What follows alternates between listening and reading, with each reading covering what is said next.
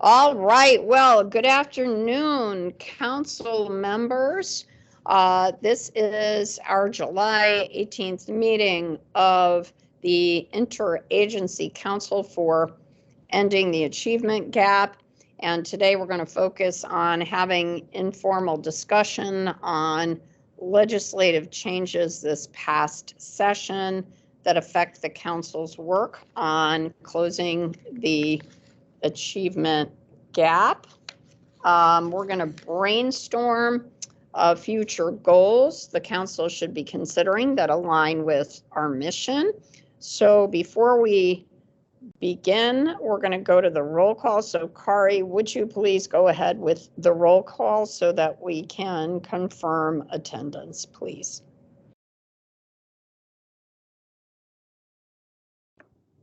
Yes, I'd be happy to. Okay, so Connecticut State Colleges and Universities. Good afternoon, Stephen Hagedis from Southern Connecticut State University on behalf of Connecticut State Colleges and Universities. The Department of Administrative Services. Good afternoon, everybody. This is Doug Casey with the State's Commission for Educational Technology on behalf of DAS. Department of Children and Families.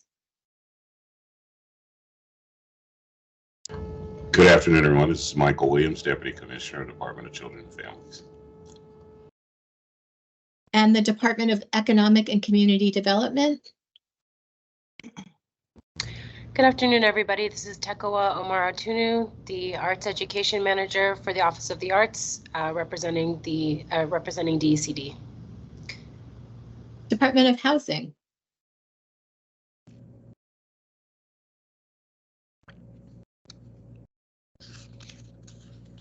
All right. Department of Public Health. Hi, everyone. This is Miriam Miller, Policy Director at the Department of Public Health, representing Commissioner Giuttani. Thank you. Department of Social Services. Good afternoon. It's Andrea Barton-Rees, Commissioner, Department of Social Services. Thank you. Judicial Branch.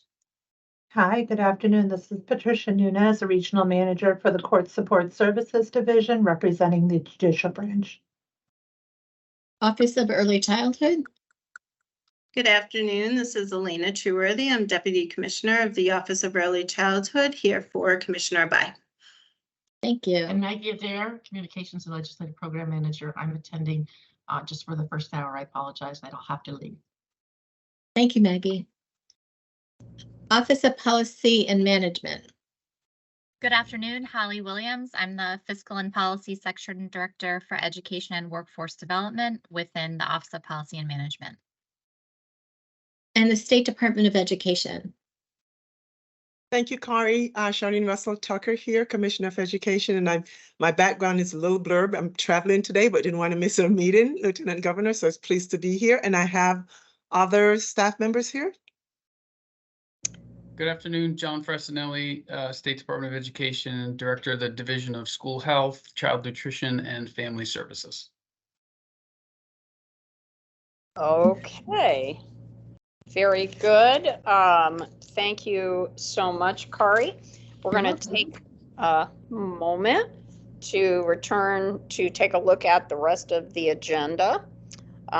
So we are, we've just completed opening remarks and roll call, and what I'd like to do is seek acceptance of the minutes as we review our council updates.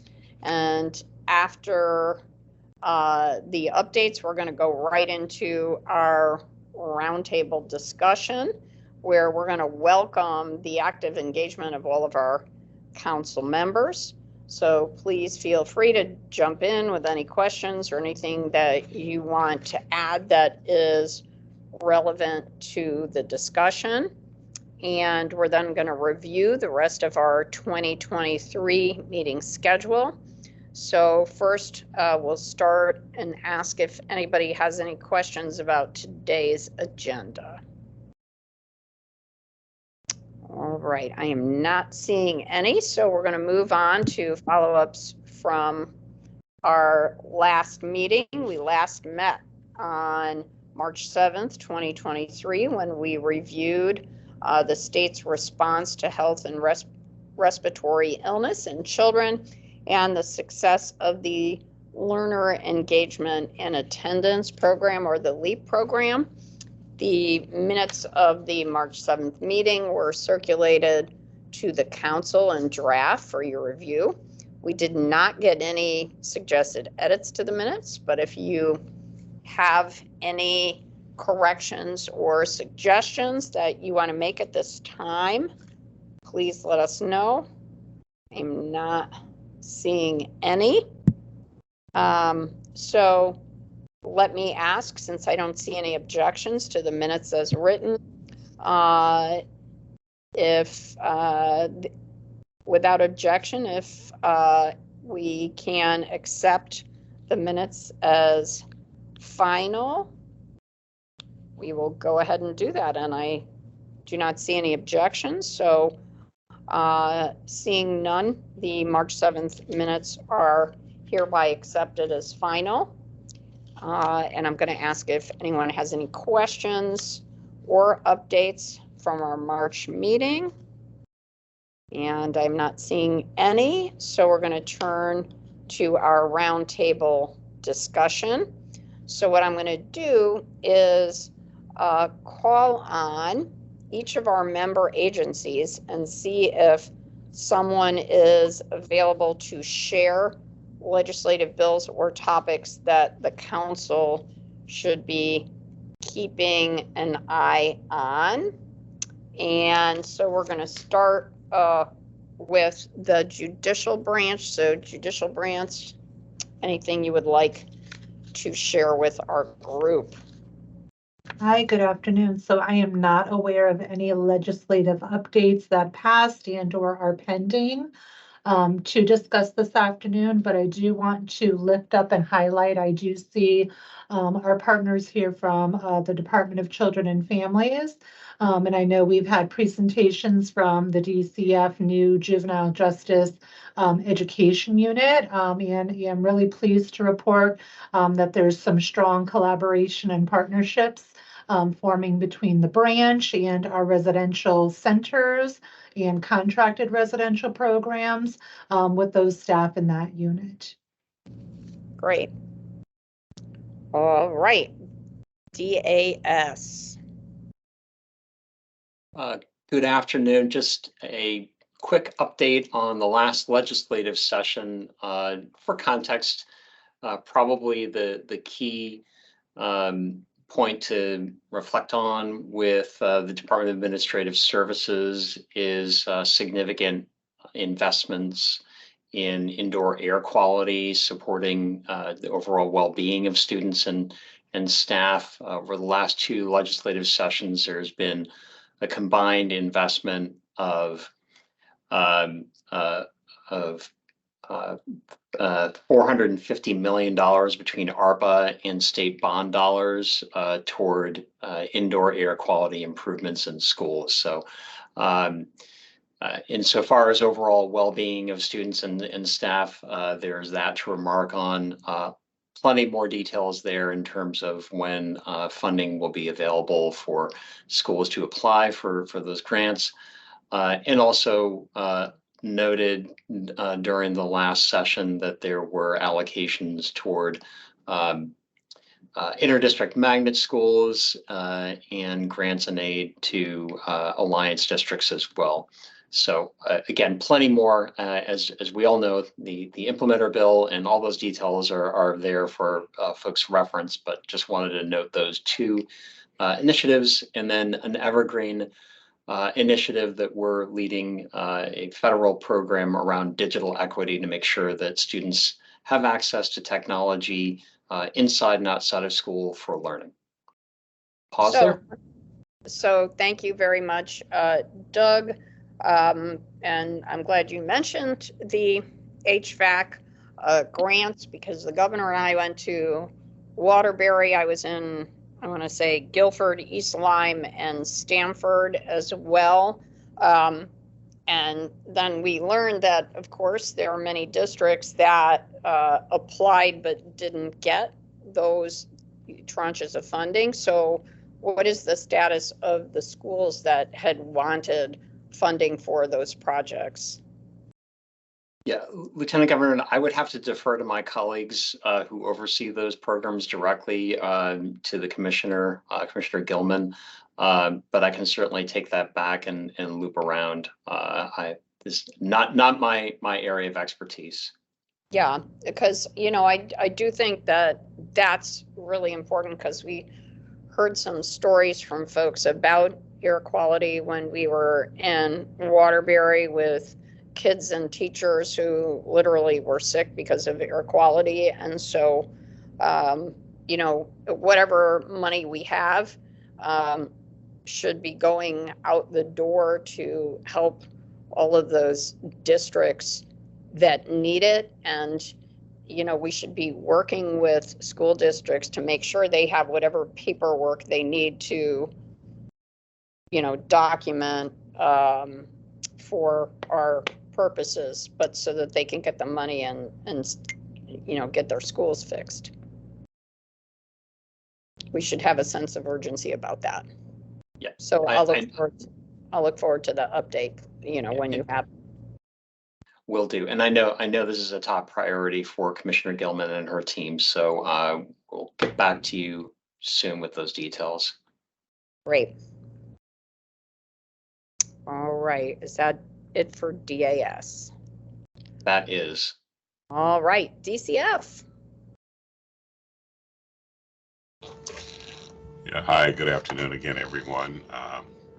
For the Department of Children and Families, legislatively, the continued work on children's behavioral health occurred through this session, and the kickoff of an oversight committee that's looking to the title of it is the Transforming Children's Behavioral Health System is in effect, and being the agency responsible for children's behavioral health, that's a big win for us and for children in Connecticut, that we are continuing to make our system one of the best in the country with what's going on, with what will happen with that oversight committee. So we're excited about that work that's going to happen. Also, legislation passed regarding risk to children's health and safety by lowering the age. Once it was you couldn't leave children alone, under the age of 12. Now it's less than 12. And exercising good judgment is now allowed if you let an 8-year-old walk to the park by themselves, or do things and be unattended in certain ways by themselves. So that's one we're going to have to look at very closely. A group, we know there's large constituency group who wanted that to occur, to exercise good judgment, but it definitely puts us in a situation to where we're probably getting more calls with children under the age of 12 being left unattended purposefully. And then finally, with juvenile justice, there was a huge diversion legislation that occurred that furthers divert youth from the JJ system by offering community-based interventions to try to quell a lot of the risky behaviors that young people are experiencing in communities. And we are a part of that with CSSD and the JJPOC, which is Juvenile Justice Policy Oversight Committee, to work on interventions to stop kids from getting further involved into the juvenile justice system. With that also includes a reentry plan for kids who are there and how they enter back into communities. With our educational unit, we have a pivotal role in making sure kids coming out of institutions, going back into school districts, are prepared to learn, continue to learn, and the credits they receive when they are in those institutions follow them. That's about it. All right. Thank you. DECD. Hi, everyone. This is Tekua. Again, I'm the Manager for Arts Education at the Office of the Arts underneath DECD. I currently don't have any legislative changes that I would like to bring to your attention. And I do apologize for having my camera off. I've been having issues with Teams all day, but I'm definitely here and I'm present. Thank you. All right, thank you so much. SDE Commissioner Russell Tucker. Thank you, Lieutenant Governor, and time, I could use all the time that's left to talk about all of the new pieces of legislation. And I won't do that, but there's a lot. And, as Doug just mentioned and Deputy Commissioner Williams, there's a crossover, as you can well imagine, for all the work that we do. The beauty of the Interagency Council here is that we're all at this table as requisite agencies and are working together, which is great. The committee council that Deputy Commissioner Williams talked about, sometimes I think it mirrors the Interagency Council because all these commissioners are there and will be having conversations in that space. Appreciate all the work about HVAC, as you've mentioned, representing, saying thanks on behalf of our schools. The state's investment connects to some previous investments that our districts made using their COVID relief dollars. So it's just great to see the additional capacity added for them. So thank you. And a lot happening in the agency. And frankly, we're still unpacking not only the requirements of the agency, but what are new things for our districts. But I'll call out a couple of things that we've talked about here. Continued funding for the LEAP program is we got that, which is great. And additional right sizing of legislation to help support behavioral health grants that we have to get folks more behavioral health providers in our districts. So I'll kind of call those out as really important pieces of work that we will be able to continue. And we need all our agencies at the table as well, as we mentioned, for all of this. But there's a new work in the academic space for model curricula, world languages that we're working on. There's the English Learner Bill of Rights, which is something that was the governor's proposal that got passed, that we're working on implementation. Work around special education, our continued focus on literacy that we've also brought into the space, FAFSA completion that we've talked about, supporting our districts to make sure that we can recruit and retain a diverse workforce with scholarship grants, which we're still working to figure out about how to put those into place with higher education, a part of that. But I wanted to just pause as well for John Frassinelli. I think it's a great space to do a follow-up. John, just on the behavioral health grants and where we are, there's more happening there to impact our schools. And so why don't I pause there and just have John jump in on that? Thank you, Commissioner. Yes, in the 22 legislative session, there were three grant programs that were initiated. One was the school mental health workers grants that allowed districts, that provided $5 million for districts to competitively apply for funding to support the hiring of school counselors, school nurses, school social workers, and school psychologists.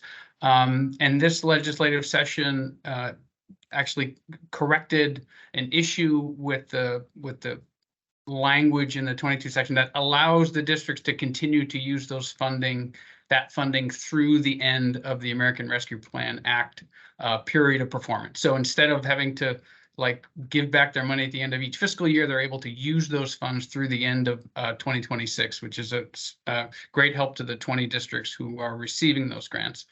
Also, the school mental health specialist grants, which we're about to announce, those will also we shifted the period of performance to begin in the coming school year and for 3 complete school years. So we'll be announcing those soon. We anticipate about 55 or 60 districts will get those grants to hire those positions that I just mentioned, as well as trauma specialists, as well as school family therapists in that mix, as well as for hiring. So same thing for the third grant, which is $8 million for the support of mental health, the provision of mental health to students over the course of the summer. That will give them 3 full summers to provide that support in between the end of the school year and the start of the subsequent school year. So those are great additions to the legislative package to support our schools' mental and behavioral health. Thank you, John. And so we've talked about it in this space, and I mentioned the LEAP program, the one that's taking all of Kari's time, which is really good. She's doing all kinds of training, and as we mentioned at our last meeting, getting a lot of interest. Kari's answering questions from other states and provinces in Canada about the work that we're doing here, but more than anything else, and I think you've got a number, Kari, that we've seen probably over 20,000 students really kind of get back on track and we're attending school regularly. And if that's not a goal when we talk about closing the opportunity and achievement gaps, I mean, what is, right? It's making sure students are in there and prepared for learning. So we're really pleased that the funding continues for that grant as well. And we have districts that are not a part of the cohort funding that's now utilizing their own funds to set up a kind of LEAP-like programs with home visitors happening in that space as well. So just wanted you to know that. And the last thing I'll mention, as I said, there's a lot more. Every year we do a circular letter to districts that really put together everything that's impacting education from the session. We're working on that. It's many pages long, as you can well imagine. And so we'll be in a support mode for all our districts as we also work internally to assess. We're a part of many, for example, many committees. And so we got 7 new committees or groups that we have to participate on. And so the department now has 57 legislatively mandated committees, groups, task force that we're participating on. So we're having to make sure that we also staff up as well to be able to do that work. The last thing I'll say, which hopefully I'm not taking anything from OEC, that we're jointly working on the new kindergarten entry age issue that we're all working through. And so Elena, I won't steal your thunder because I'm sure you're probably going to talk about that. But just for everyone here to know and those watching that we recognize the impacts. And so OEC and the Department of Education are working really very closely to provide as much information to the field as possible. We've put out a joint memo initially. We're working on a FAQ for families and just to make sure that the guidance that we're developing, that it is informed by a wide stakeholder group, including our superintendents on the side of schools, the providers on the side of OEC, and families as well. And so I'll end there. And you know, the council will be getting a lot more updates from us, Lieutenant Governor, as we keep going forward and as we're unpacking these and doing this work. But thank you very much. Appreciate the opportunity to be in this space as always. Great, thank you. We'll go to Department of Housing, if we have anyone from DOH. Good afternoon, how are you? Are you able to hear me? Yep, we can hear. Okay, great. So we don't have any specific legislative updates, but I do want to talk about our program, OEC, SDE, and DOH's joint collaboration with Head Start on Housing. We started with 5 Head Start and Early Head Start programs and have grown to 10. And as of today, we have housed 35 families. And also today, we are conducting a training to welcome additional Head Start and Early Head Start programs. We're actually conducting that training now. That's why I asked if you could hear me, because I'm in two meetings at the same time. So I also wanted to mention, speaking of Kari's attention and dedication to the LEAP program, we just met yesterday and we were able to talk about both the SDE's programs, LEAP and McKinney-Vento, and we're hoping that we can collaborate together with the Head Start on Housing program, because we're really touching the same families with these programs. And we're delighted at our ability to expand this, what started as a pilot program last year with OEC and Department of Housing, to now this full program that we're looking to house. We're looking at about 100 families. So I appreciate all 3 agencies being able to collaborate and work together, and my ability to be able to kind of transition into that role to help these families. As we know, stable housing and having that instability right now for these children is affecting their absenteeism and their ability to excel academically in school. So I just wanted to plug that. Thank you, Shantae. So we will now go to DPH, Department of Public Health. Hi, everyone. Again, this is Miriam Miller from the Department of Public Health and Policy Director. We had an exciting legislative session. A couple highlights are one that we got $12 million in bond funding to go towards community gun violence prevention. And we're going to be working with our Commission on Community Gun Violence Intervention and Prevention as an advising body to help allocate those funds and do an RFP or RFA so that we can get some capital improvements into Connecticut's towns and cities that are most affected by community gun violence. We also saw updates to our lead statutes, which will clarify the schedule of kind of how things are supposed to occur should a child test positive for lead poisoning, and makes more clear the risk assessment guidelines for determining if a child or a birthing person should be tested for lead poisoning. We also added a licensure category for music therapists, which can be very important for children going through a therapeutic process.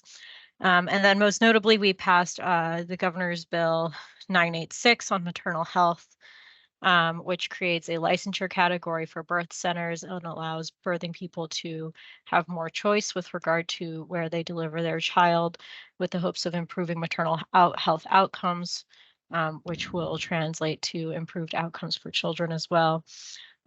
We also included a certification pathway for doulas, such that we can rely on doula care as well to include maternal and infant outcomes. We also have an infant mortality working group in that bill to help improve prenatal care for birthing people and kind of make recommendations regarding that. And then I'll let Office of Early Childhood talk about the Universal Home Visiting Program, which was also in that bill, but had a lot of exciting pieces of legislation passed this session for to help children. So I have a question because you mentioned the gun violence prevention and the governor had considerable amount of resources put into that, but you mentioned an RFP, and I know that there are a number of cities that already have allocations for particular groups. Are you saying there's another tranche of money that groups can apply for that hasn't been allocated? Yeah, so OPM in 2021 received $12 million in bond funding that was never released for community gun violence. So that's more capital improvements that would reduce, have been shown to reduce community gun violence. That can include, more green spaces in town, street lighting, new community centers.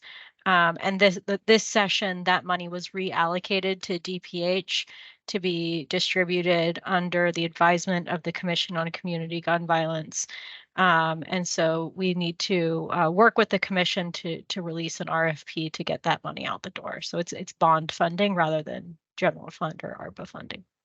I see. And is that going to be a competitive process? It likely will have to be, yes. All right. Okay. Thank you for that. All right. OEC. Great. Thank you, Lieutenant Governor. We too had an exciting legislative session with many opportunities and advancements as well. And so many of so many things that we could talk about, right? Because as we think about early childhood and we think about ending the achievement gap, all of our work, right, strives to do that. But we'll highlight a few here, and thank you to the partners and our state agencies that we're working in partnership with on several of these. So much of what happened this legislative session helps to stabilize the early care and education field and early childhood field. We had tremendous growth when it comes to raising the Care for Kids subsidy rates by 11% each year for all provider settings. So that's center-based, family childcare, and also group homes. And when this happens, this provides more stability for the workforce, for our economy, and also providing access to families who need it. In addition, we were able to get protective services passed.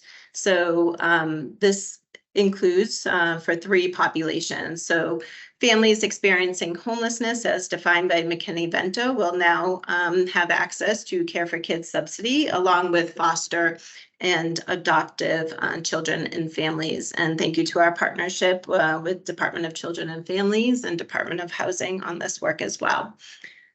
We also saw raises in the school readiness and child daycare contract rates. So we went for school readiness from $8,924 per space, full day space, to $10,500. And saw the removal of the sunset date for our Smart Start program, which is in partnership with our public school system to offer preschool in 23 communities across our state.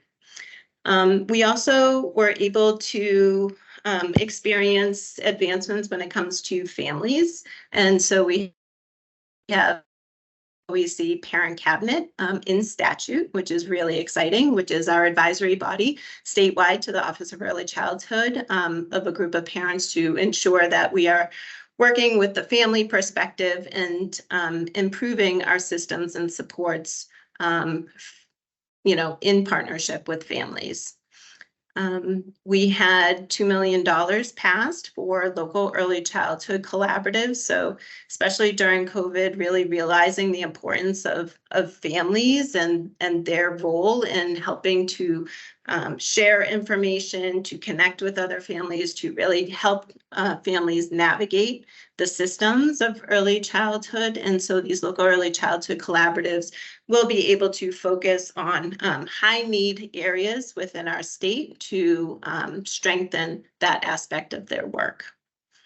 And underscoring the work and the efforts of Commissioner Russell Tucker and our partnership there when it comes to the change in the kindergarten age entry for children. We really see there are multiple challenges with this legislation that we are working through and really seeking input from our stakeholders, from providers, from parents as to how this change will impact their work and their daily lives, and having some intentional attention to children with special needs that when having access to kindergarten offers additional services and supports and full day that we know is a challenge for families with children with special needs.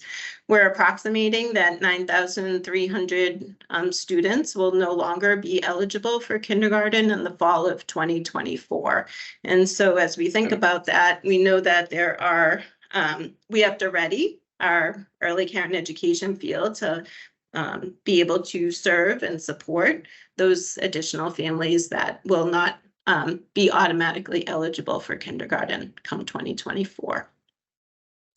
So some updates, and that's about it from OEC side.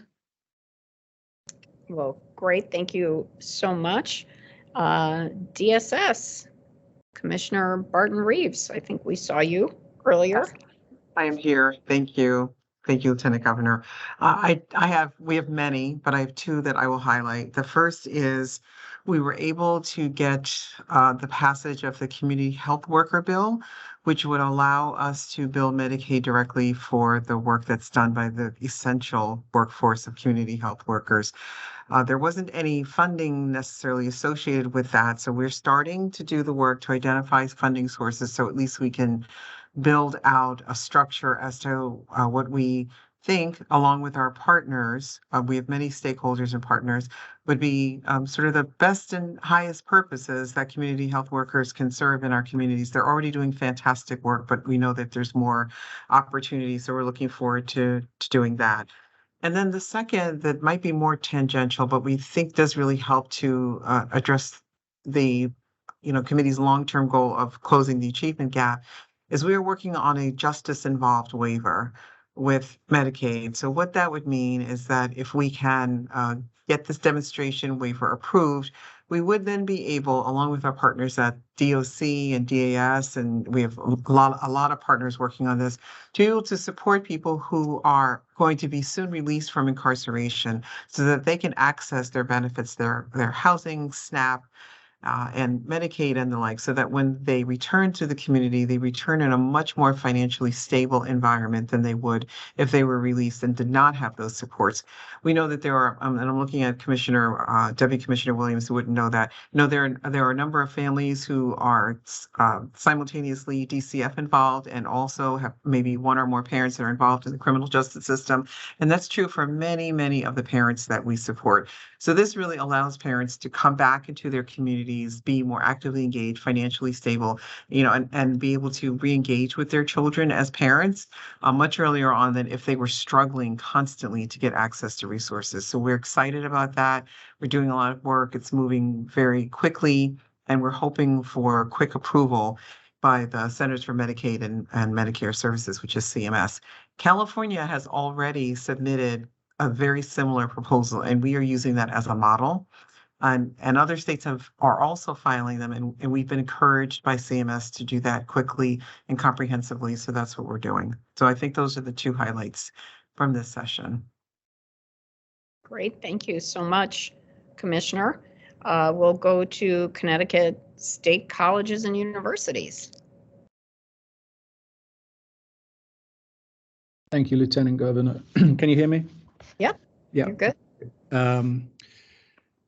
So from the higher ed space, I just wanted to offer just a few remarks on what we've been up to and what we wish to continue to do in collaboration with SDE and with OEC as well. So many of our colleges and universities are prioritizing minority teacher recruitment and retention initiatives through various pathways and firming those up as well. Some of these include high school to college plans, in building in early college credit as well, and trying to get more articulate and creating successful pathways. Transfers from community colleges to four-year institutions, and new residency programs, which had been made possible through some change in legislation a couple of years ago, and we're very pleased with that. We're working with SDE and our districts to bring in more people, such as paraeducators, into the teaching profession at many levels. Here at Southern, we have just over 40 paraeducators completing their MAT degrees, so they can become licensed teachers after spending many, many years in schools and in classrooms.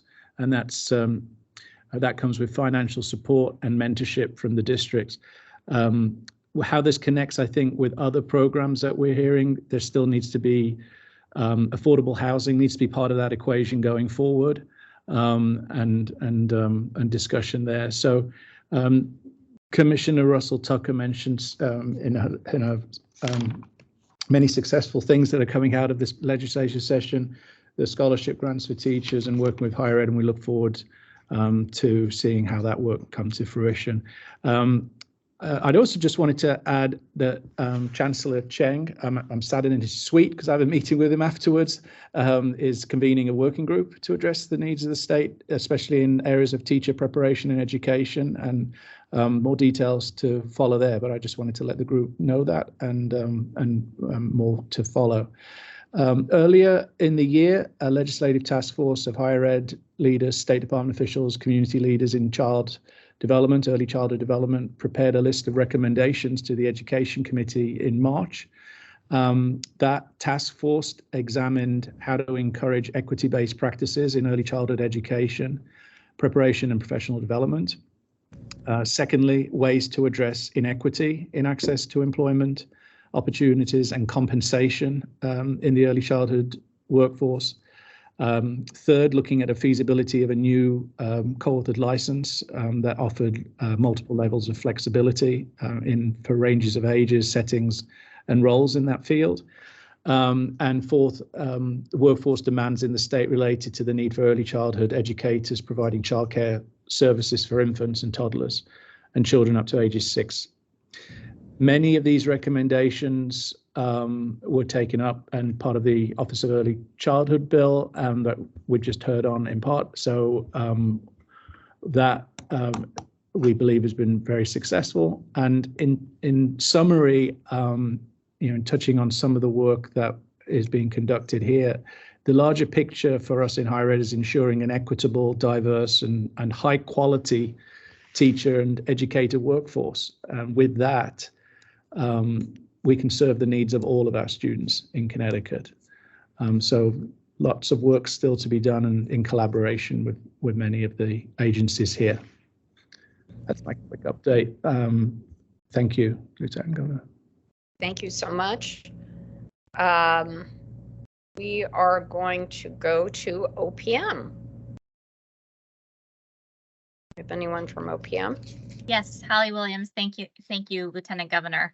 So many of my colleagues have already spoke to specific policies that touch on their areas of expertise across this space, but I think it's important to know from OPM's perspective that we're being very diligent to manage the resources that were provided in the Budget Act, Public Act 23-204, and the bond, the Revenue and Bonding Package 23-205, to ensure that those resources are pushed out to our agencies in a timely fashion so that they can start rolling out those resources to community providers and their other partners. One thing that I would say that wasn't touched on specifically, but I think is relevant in this space, is the budget that was passed for this next biennium has an influx of resources for special education, early childhood, ECS, our primary K-12 public financing mechanism, but it also includes an infusion of $150 million in the next year of the biennium in the K-12 space. Our hope is that those additional resources really generate some grounded discussion and how to move the K-12 system into a system that works for everybody. So maybe we can make some headway on improving the achievement gap over these next few years, particularly as districts come out of the pandemic phase and look towards the healing and recovery that many of our agencies have been focused on.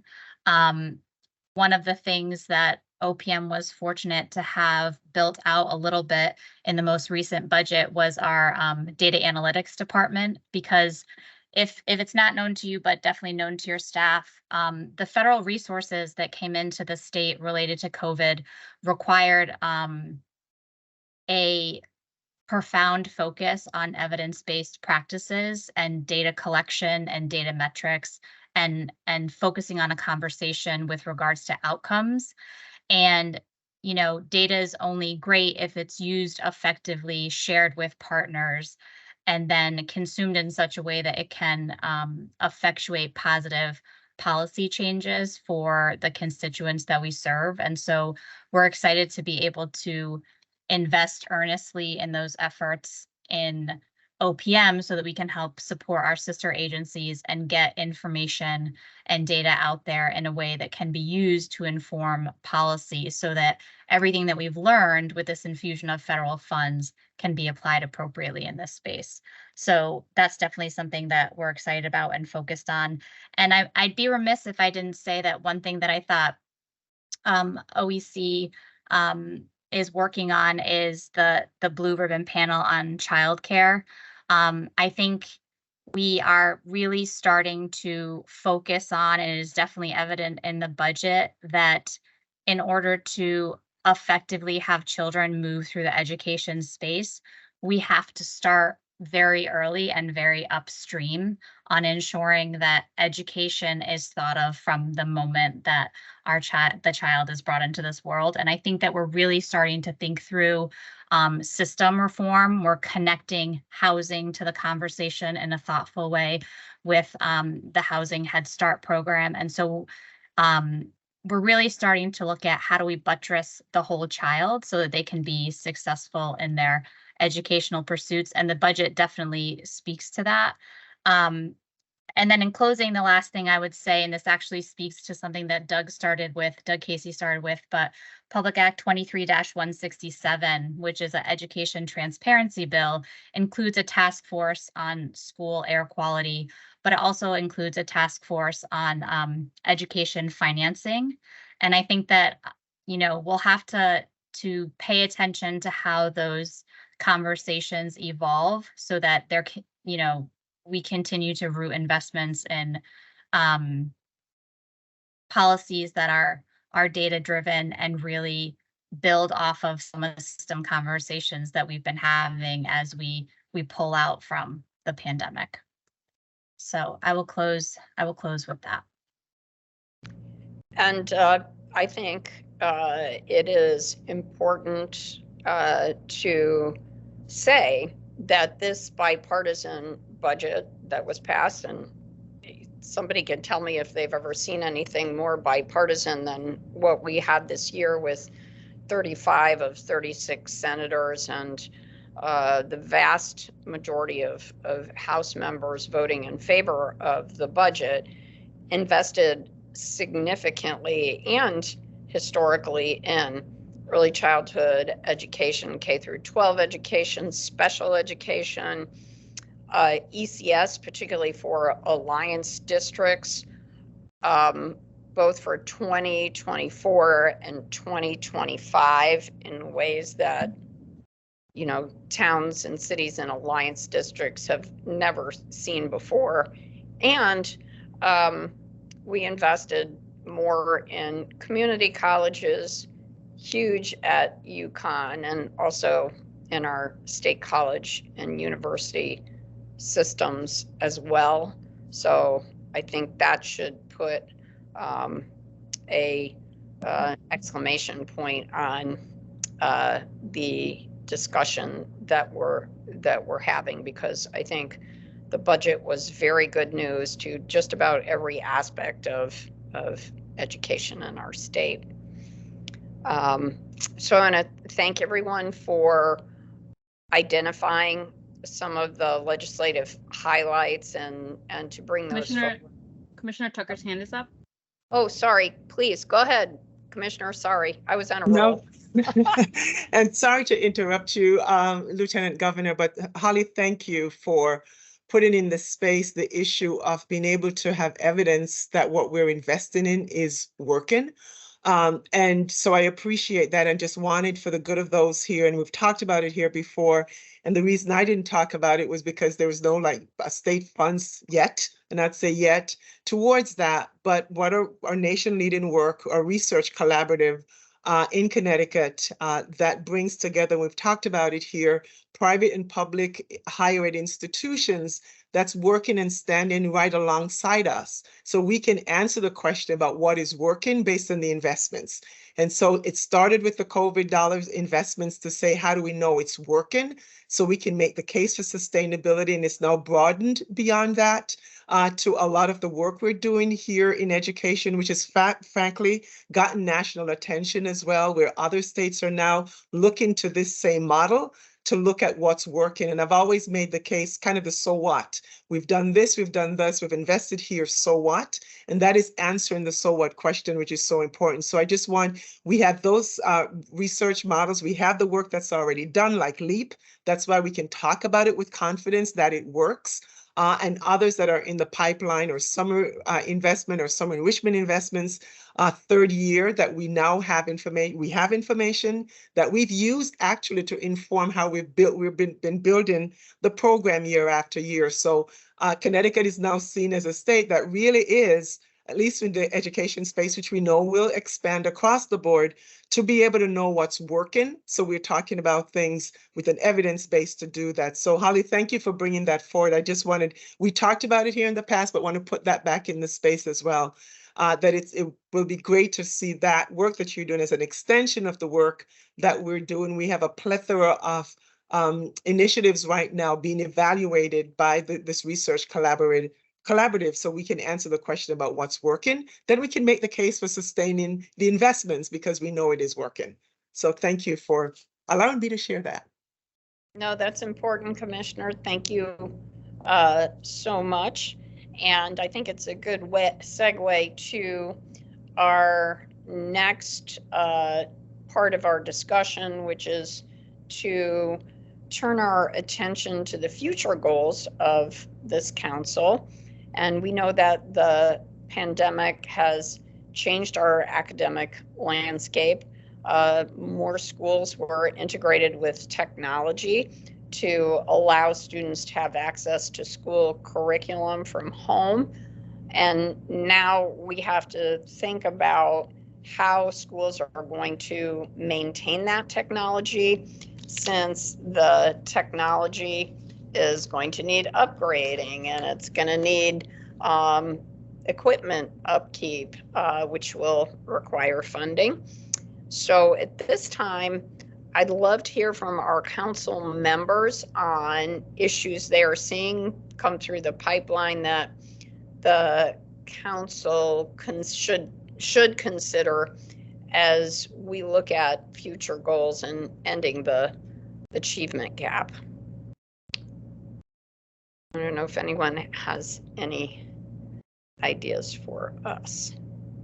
Beyond the commissioner's great point that we should be looking, and I'm sorry, someone just raised their hand. Who is that? All right, Stephen, please go ahead. I think Holly was first. Oh, sorry. Can't see everybody. Please go ahead, Holly, and then we'll go to Stephen. Well, that was very kind of you, Stephen.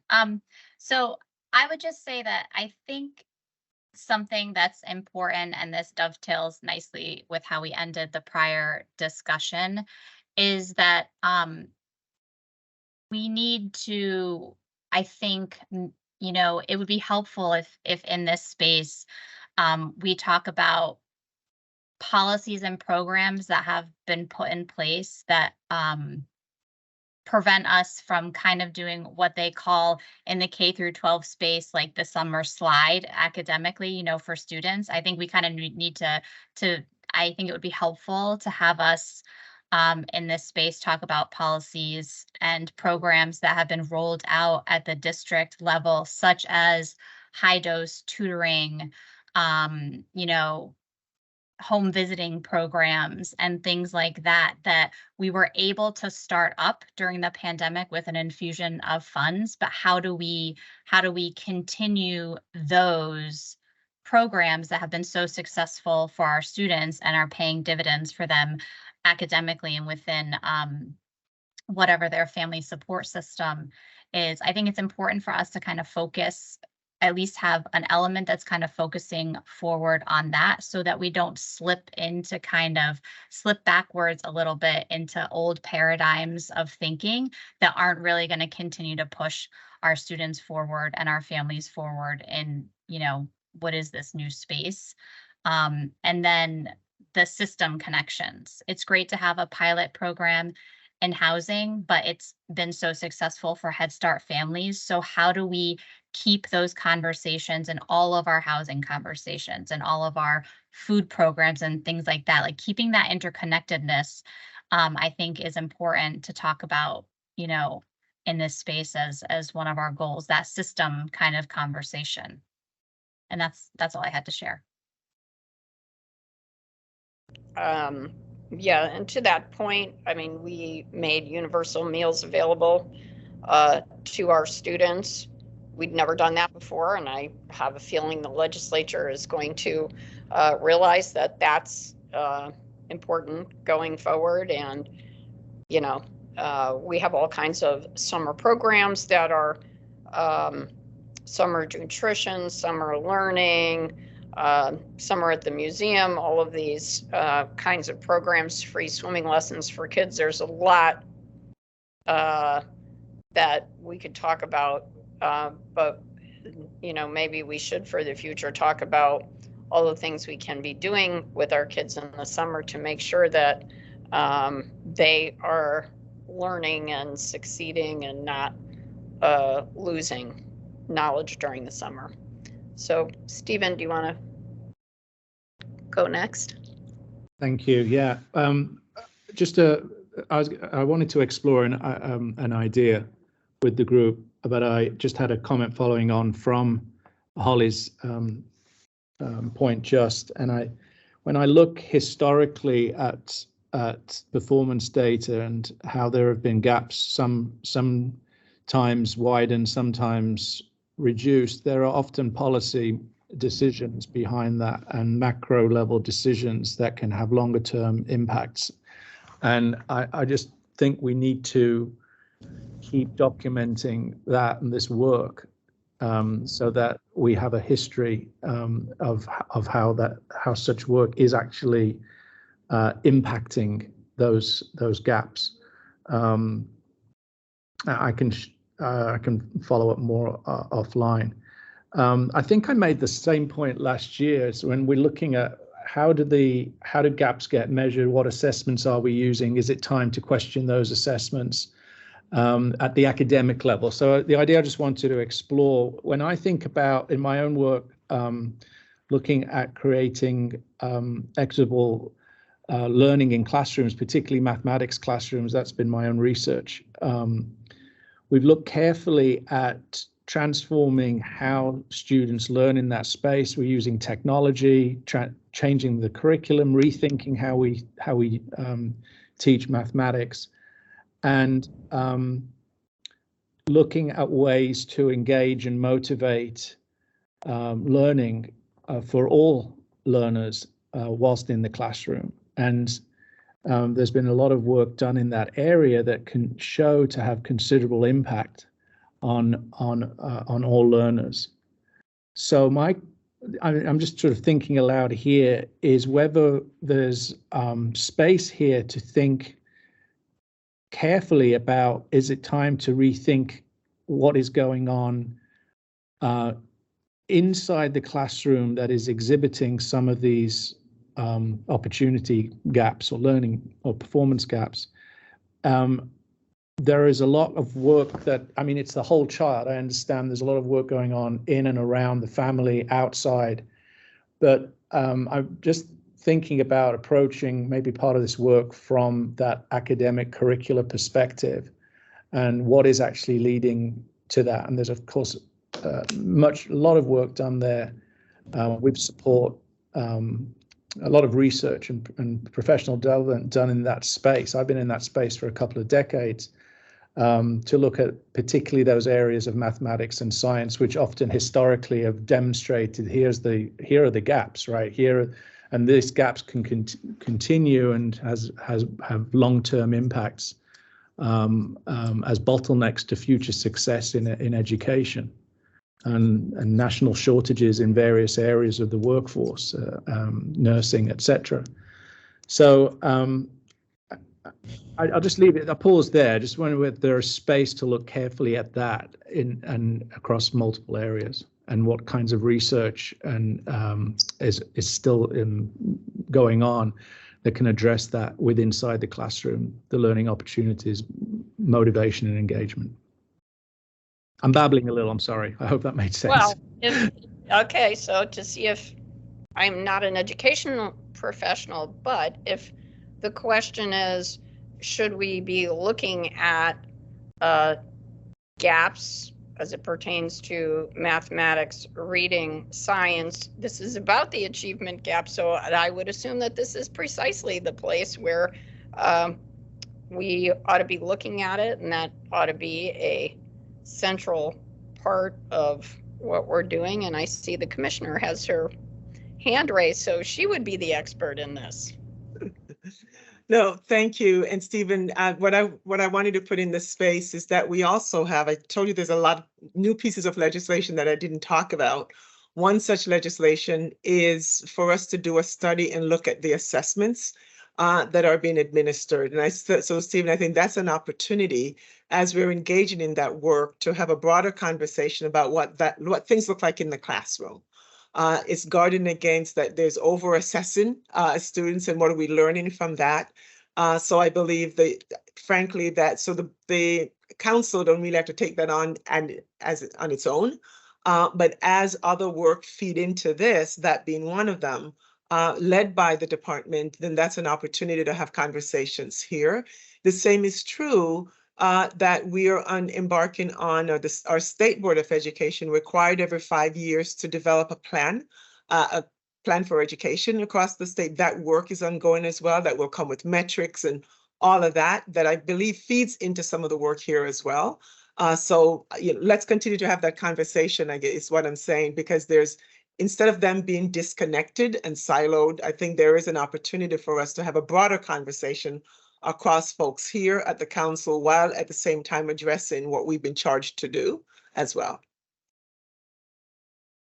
All right. And so I think, Commissioner, what you are saying is that what Stephen is talking about is going to be looked at in other places, which is great. And we certainly can have some of the folks who are doing that work come and brief us.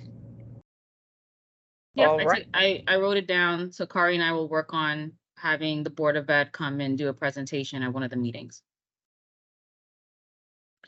Yeah, if I may, it's an opportune time not only to analyze the assessments and the inherent biases and inequities in some of those assessments that we have had to adopt and use, but also time, there's as there is going on, collaboration with higher ed and experts there to think and rethink that space as well. So it's good news.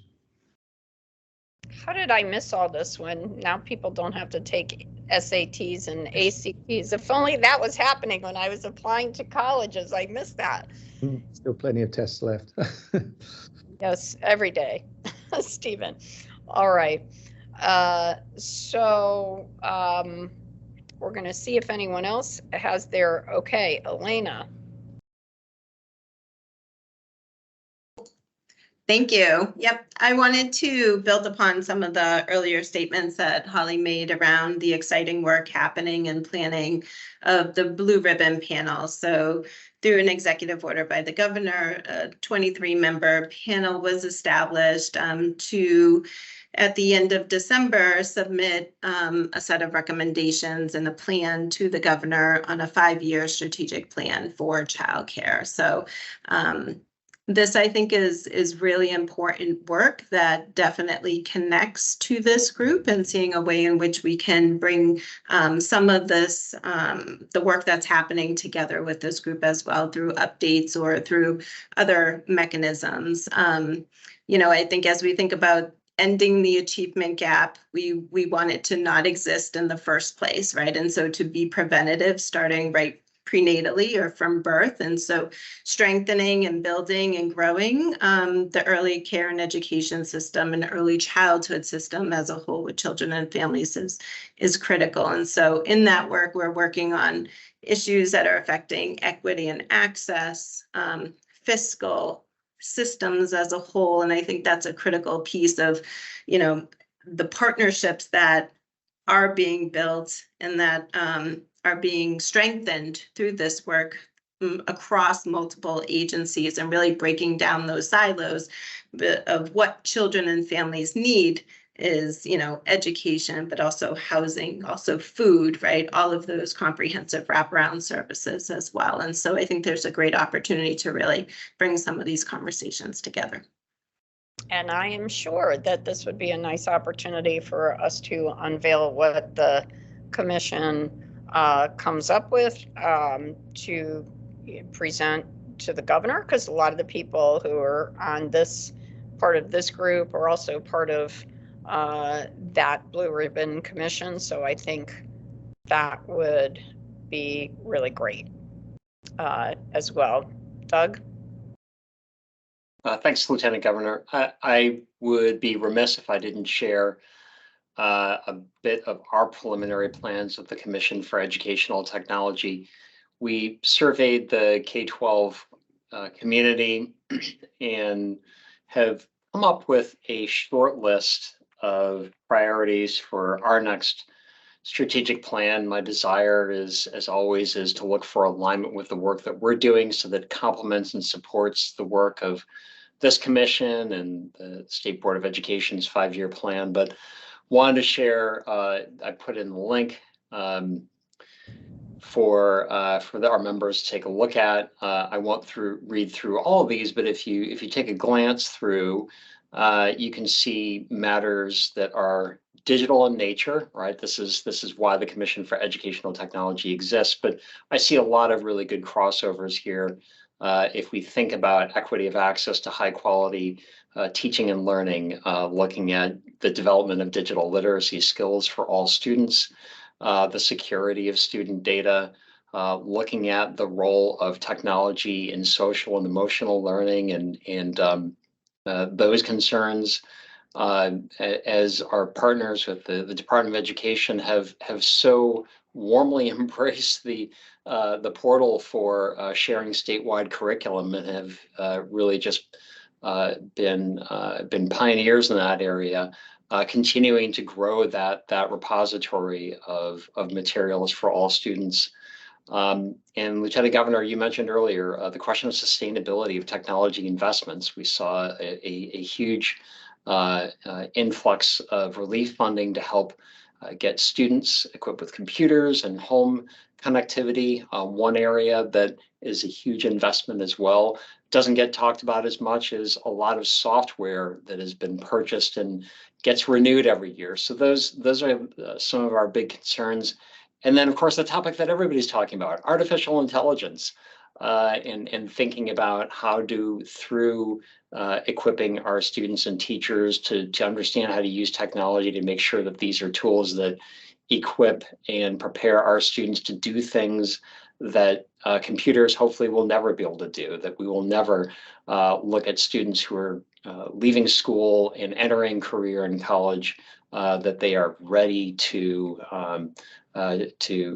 perform at high levels and are not replaced by computers. So I'm just sharing these out. They may be good grist for the mill or seeds that lead to other ideas and discussions, but these are the directions and these are the priorities that we're looking at. And yeah, just welcome any other feedback, and perhaps these can support other efforts that are going on within this commission. All right, so I think Christine, Jean-Louis, I think we have lots of topics for future discussion. So we appreciate all of those ideas, and if you have any other ideas, let us know, and we will consider those topics for our future meetings, which brings us to our next step. So our quarterly meetings for the rest of the year, we have 2 of them left. One will be September 19th, 2023, and the final one will be December 12th, 2023. And for our September meeting topics, we have on the agenda the rollout of the EdSite data portal by the State Department of Ed. And the OEC is going to share its thoughts on the importance of the continuity of learning between grades, to one of the points that was just raised, and where play-focused education becomes lost. So Kari and Christine are going to work with SDE, OEC, and other agencies needed to present on those topics. We've gotten some additional suggestions from the group, which I think are very good. And if you have any suggestions for guest speakers who you think might give us some good insight, please feel free to reach out to us. And I'm going to look around to see if anyone has any questions or comments before we adjourn.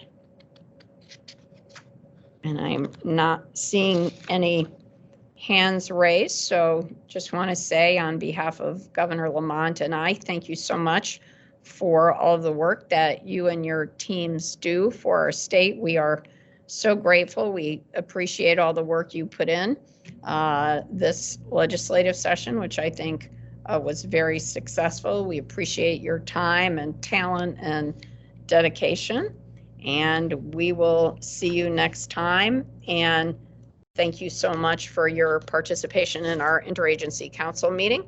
And we hereby adjourn. Thank you all so much.